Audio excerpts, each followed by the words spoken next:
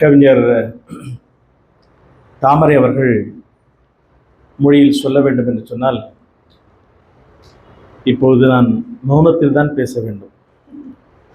அந்த அளவுக்கு ஒரு வியப்பு தரும், சிலிர்ப்பு தரும், உணர்வு தரும், உயிர்ப்பு தரும் ஒரு சிறந்த உரை. கவிஞர் தாமரையுடைய மொழியில் சொல்ல வேண்டும் என்று சொன்னால், இது சர்க்கரை நிமிடம், சர்க்கரை மணி நேரம். அப்படிப்பட்ட ஒரு அற்புதமான ஒரு உரை வழங்கியிருக்கின்றார். அனுபவம் என்பது அலாதியானது. அதாவது இதை தான் நான் ரொம்ப விரும்புகிறேன். இந்த நிகழ்வே ஒரு நெகிழ்ச்சியான நிகழ்வு. நான் ஏற்கனவே சொன்னது போல் இது முக்கியத்துவம் வாய்ந்த நிகழ்வுன்னு நான் ஆரம்பத்தில் சொன்னேன். இது நெகிழ்ச்சியான நிகழ்வு. ஒரு கல்லூரி மாணவி, அவருடைய கல்லூரி காலத்தில் ஏற்பட்ட உணர்வு, பிற்பாடு அவர் திருமணம் ஆன புதிது, பிறகு அவர் மகப்பேறு பெற்ற பிறகு, இப்படிப்பட்ட ஒரு பல்வேறு காலகட்டங்களில் ஒரு பெண் ஏற்படுத்துகின்ற உணர்வலைகளை கவிதையாக அவர் வடித்திருக்கிறார். அதை அவர் உள்வாங்கி அதை இன்னைக்கு உரையாக நிகழ்த்தியிருக்கிறார் என்று நினைக்கும் போது உள்ளபடியே கவிஞர் தாமரையை நினைத்தும் பூரிப்பாக இருக்கிறது, கவிஞர் வித்யாவை நினைத்து பெருமையாக இருக்கிறது.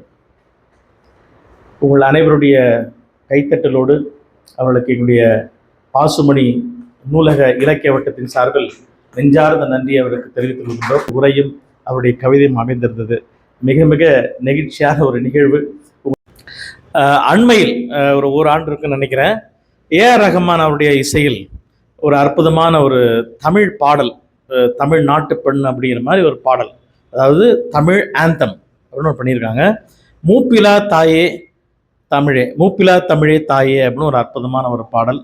அதுவும் நம்ம தாமரையோட ஒரு முத்திரை பதித்த ஒரு பாடல்.